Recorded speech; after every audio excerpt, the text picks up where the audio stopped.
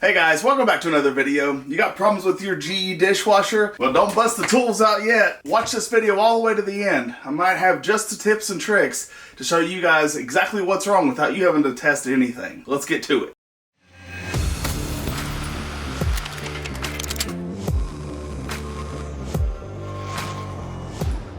So before we get started, I want to say thank you for watching this video. If you don't care, like the video down below. Leave me a comment if it helped you guys out.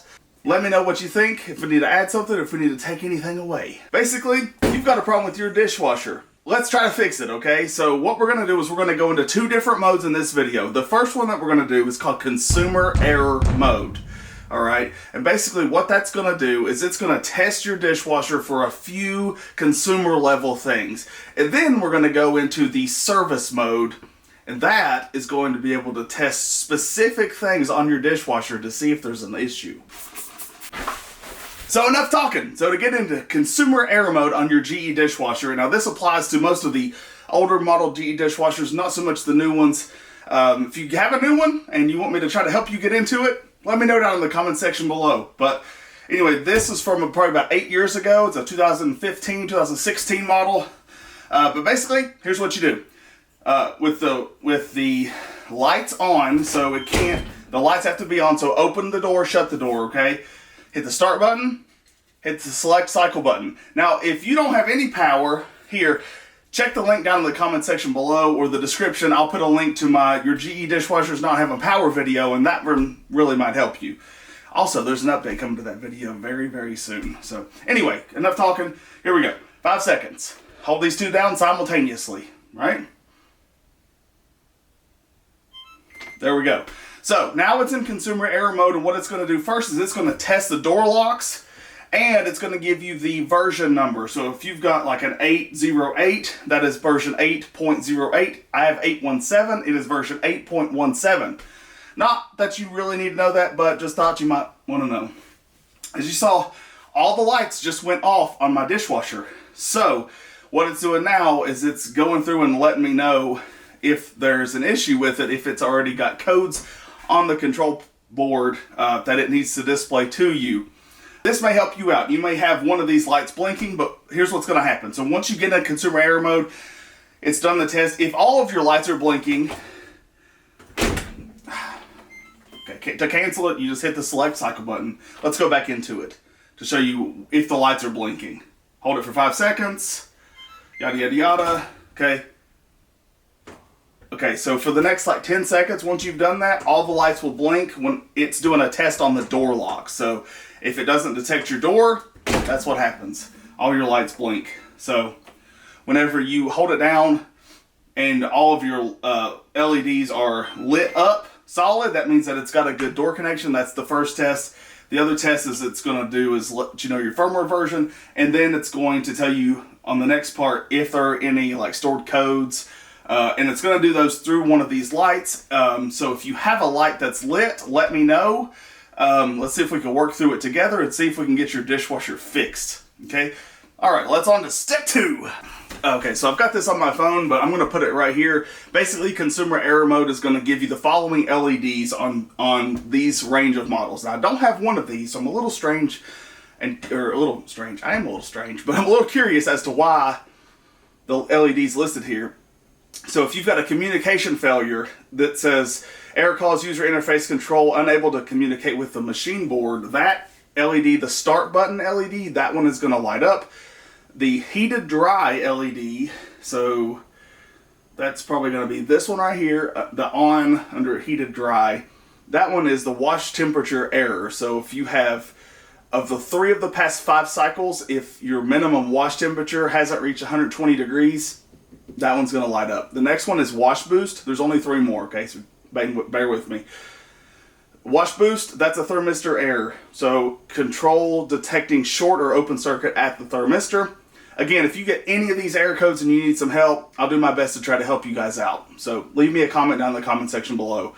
LED, the clean one, that's the one I don't have. So if you have the clean button, let me know, because I'm curious what model that you have if you have the clean button, because I do not have the clean button. Unless you guys see it somewhere and I'm just blind. Maybe that's the steam button. Maybe that's what they mean. Anyway, that was a turbidity sensor, and it's an error with the turbidity sensor. And then the lock button is always illuminated. That illuminates when the error code display mode is active. So that's whenever you're in consumer error mode. So that one should always be illuminated. It's not really an error, just to let you know. The next thing is service error mode. So how you get into service error mode is you go to select cycle and start, consumer error mode to get back into the consumer error mode. Okay, sometimes I'm not the brightest crayon in the box, so here's what we do. Go back to the consumer error mode. Once it beeps, it's in consumer error mode. You need to wait till the LEDs go dark, right? After about 5 to 10 seconds, we'll wait right here. Once the LEDs go dark, then you're gonna hold the cycle button for 5 seconds. Select cycle button. 2, 3, 4, 5. Okay, there we go. So now we are in service mode.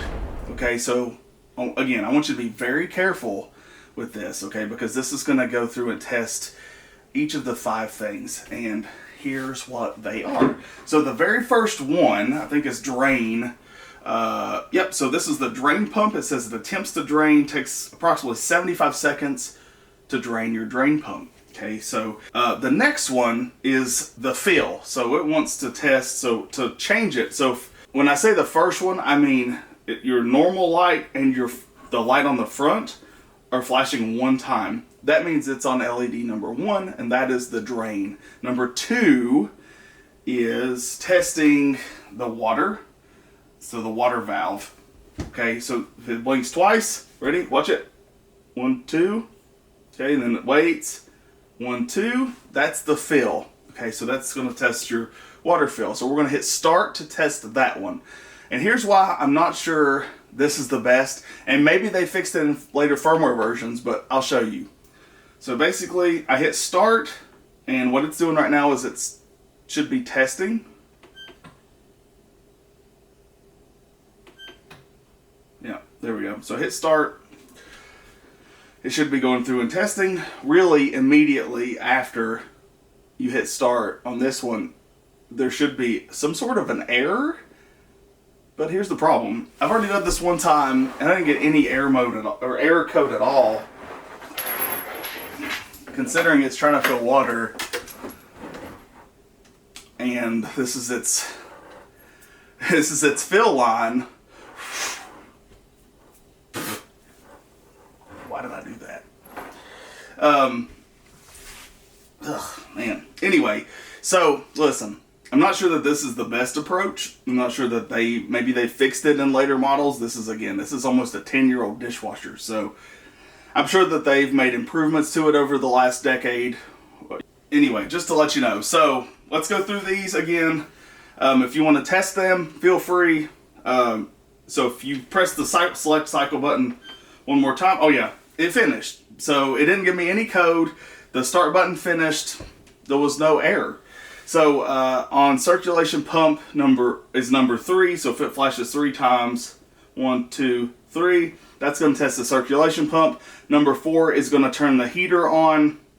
And most of these tests are pretty fast, okay? So the first one's 75 seconds, the second one is 1 minute, the third one is 2 minutes, the fourth one's 2 minutes, and the fifth one is 2 minutes. So you could really test all of these in like 10 minutes-ish.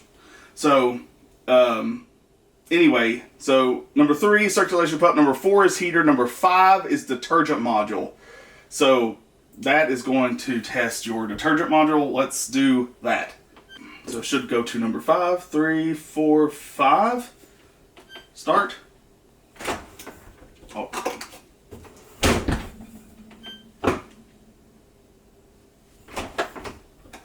So I don't know if you heard that, but I closed the detergent module.